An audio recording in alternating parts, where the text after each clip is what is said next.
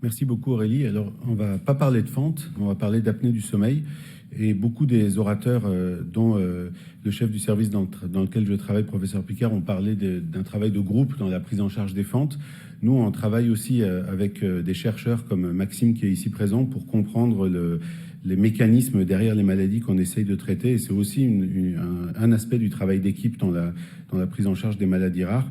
Alors là, on va vous parler de craniosténose syndromique. Donc, c'est des maladies vraiment rares. Pour le coup, c'est la plus fréquente d'entre elles a une prévalence de 1 sur 50 000, le syndrome de Crouzon.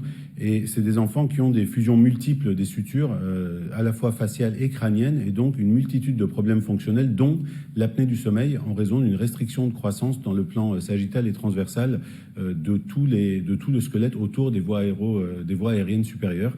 Et donc, c'est des enfants qui ont une apnée du sommeil sévère. Et on est souvent face à des situations thérapeutiques très compliquées où on a des outils chirurgicaux extrêmement lourds et même dangereux, comme l'ostéotomie frontofaciale monobloc qui est associée à autour d'1% de mortalité. Donc c'est vraiment des décisions très lourdes à prendre.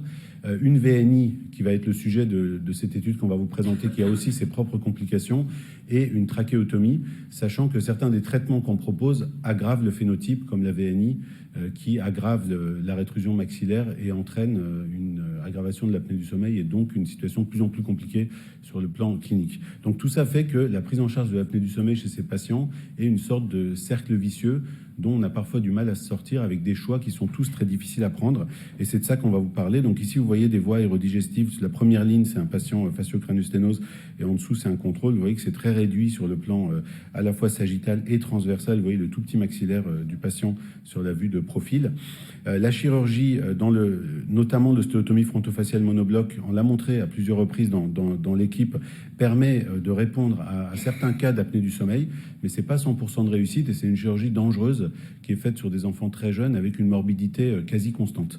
Donc c'est pas non plus une solution qui est satisfaisante en totalité, et qui ne donne pas non plus des résultats constants.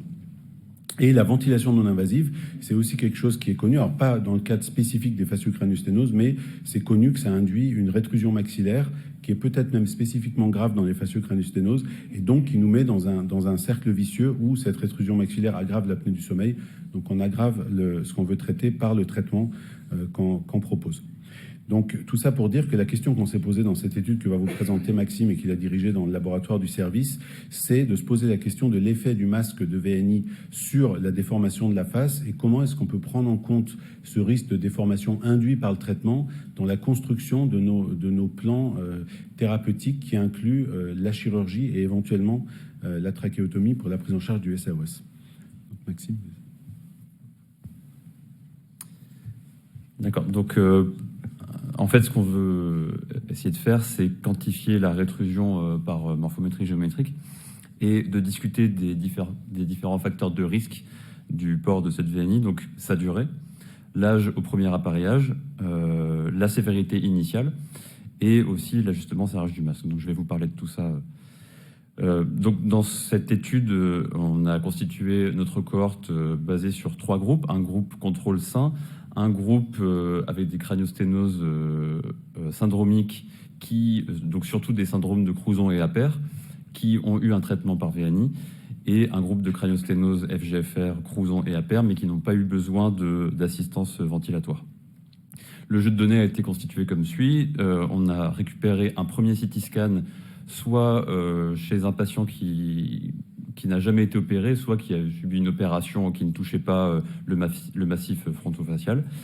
S'en est suivi une polysomnographie pour attester du SAOS, et ensuite un appareillage VNI. On s'est assuré que cet appareillage n'était pas trop distant du premier CT scan pour ne pas surévaluer l'importance de l'influence du masque sur la rétrusion maxillaire. Et on a combiné ce premier examen avec un deuxième CT scan, cette fois-ci en préopératoire, juste avant le monobloc, donc au moment où on désappareille l'enfant. Et c'est donc avec des données longitudinales qu'on a pu attaquer ce problème. En fait, on a regardé qu'est-ce qui se passait pendant la croissance entre le premier CT scan et le deuxième CT scan. Pour les patients qui n'avaient pas de masque, évidemment, le premier CT scan ne correspondait pas à un appareillage de la VNI, mais par contre avait les mêmes critères d'inclusion. On s'est assuré d'avoir un sexe ratio équilibré, d'avoir des âges matchés entre les différents groupes, sur une période de vie de 4 mois à 2 ans et demi, qui correspond à peu près à l'âge moyen du monobloc. Et voilà, donc c'est vraiment ces données longitudinales qu'on va étudier. On a étudié la reconstruction 3D du crâne et de la face par céphalométrie 3D et aussi par morphométrie géométrique, donc par l'étude tridimensionnelle de la forme du crâne par des landmarks, enfin, des points homologues placés sur le front, le crâne, la base du crâne et la voûte, et aussi par des méthodes qu'on appelle template, qui nous ont permis de regarder les dynamiques de croissance au niveau des tissus mous. Ici, je vais vous présenter uniquement les résultats sur les landmarks. Gardez à l'esprit que de toute façon, les résultats avec les autres modalités ont donné des résultats très similaires. Et en fait, ce qui va nous intéresser ici, c'est vraiment ce qui se passe entre les deux CT scans. Donc, c'est les vecteurs de déformation morphologique qui ont lieu pendant la durée étudiée. Donc, les résultats, donc premier facteur de risque, la durée. Est-ce que si j'équipe l'enfant avec un masque et que je lui fais garder plus longtemps, est-ce que ça va aggraver son phénotype facial ?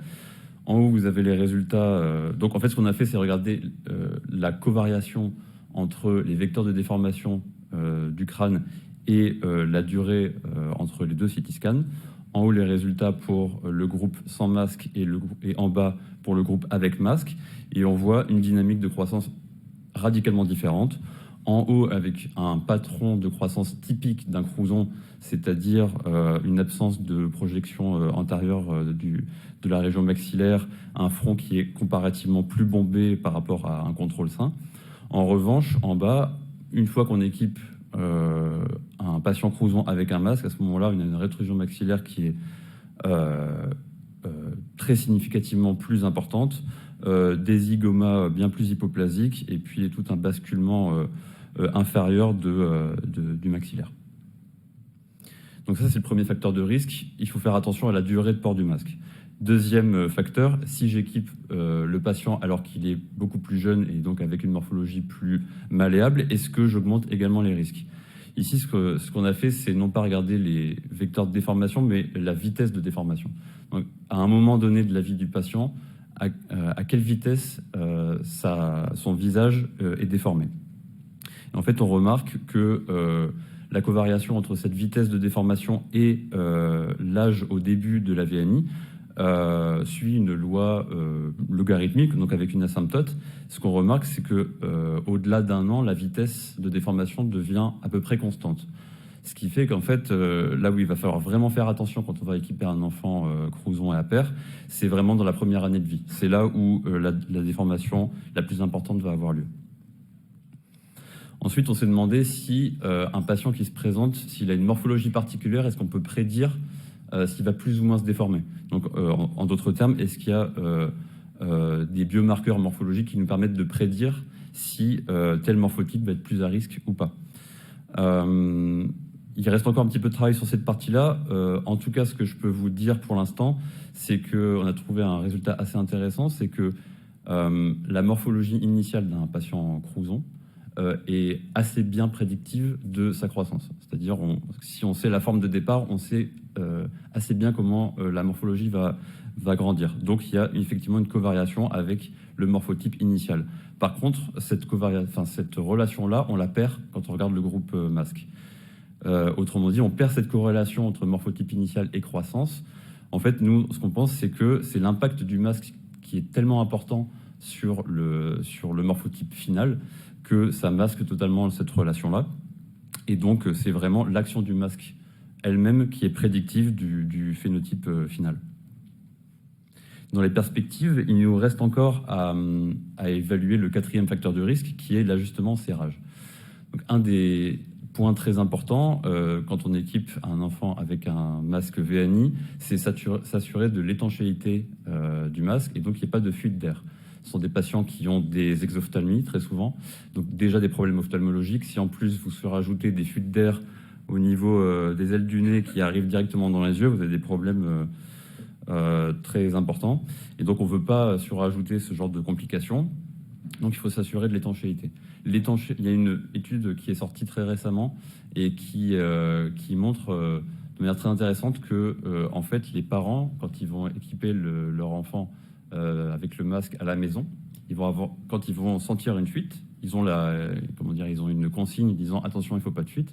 Quand ils sentent une fuite, ils vont avoir tendance à plus serrer, plus que de raison, plus qu'en tout cas ce que ferait un spécialiste dans le service, qui va plutôt avoir tendance à réajuster, à repositionner les bagues de l'interface.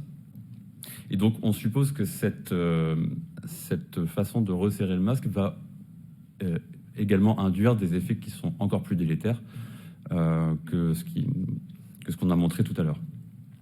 Donc, la prochaine étape de cette étude, ça va être de quantifier en fait les forces qui sont appliquées au visage par ces masques VNI et de regarder en fait directement cette corrélation.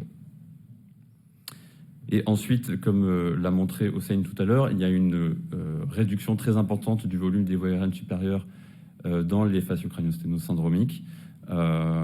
Il va falloir également qu'on regarde quel est l'impact de l'action du masque sur ce volume des voies aériennes supérieures. Vous avez sûrement remarqué tout à l'heure que dans l'établissement des cohortes, il y a 2 groupes de patients qui ont la même condition, mais certains étaient équipés de masques et d'autres non. Donc il y a une variabilité morphologique et une variabilité des liens entre la morphologie et la fonction. On n'a pas détecté de différence majeure entre les 2 groupes en termes de sévérité morphologique, donc on a des cas sévères dans les 2 groupes. Pour autant, la sévérité des apnées obstructives du sommeil était différente. Et donc, l'origine des apnées obstructives du sommeil peut être expliquée en partie par la sévérité du morphotype facial, mais pas que. Il y a la morphologie des voies aériennes supérieures, mais surtout une dynamique des tissus mous qui sont également impactés par ces mutations. Donc ça, c'est quelque chose qu'il va falloir également qu'on regarde à l'avenir. Ensuite, et ça intéressera sûrement les orthodontistes dans la salle, mais est-ce que cette absence de croissance au niveau maxillaire chez les patients qui ont un masque, est-ce que ça induit une perte de densité osseuse qui pourra avoir une conséquence sur la santé et l'éruption des dents, mais surtout, c'est un facteur qui est très important pour le monobloc, puisqu'on a besoin d'une densité osseuse suffisante pour pouvoir faire un monobloc dans les bonnes conditions. Et ensuite, à plus long terme, on va devoir regarder quel est l'impact, quelles sont les conséquences cliniques de cette aggravation supplémentaire induite par les masques. C'est une très bonne chose d'apporter la preuve qu'effectivement ces masques peuvent avoir une influence délétère sur le phénotype. Pour autant, pour discuter de manière éclairée de l'arbitrage qu'il va falloir faire entre la chirurgie, la trachéotomie et équiper un enfant avec un masque VNI, c'est bien de comprendre si cette sévérité supplémentaire induite par le masque a des répercussions néfastes à long terme. Donc, est-ce que cet enfant va devoir être opéré à de plus nombreuses reprises?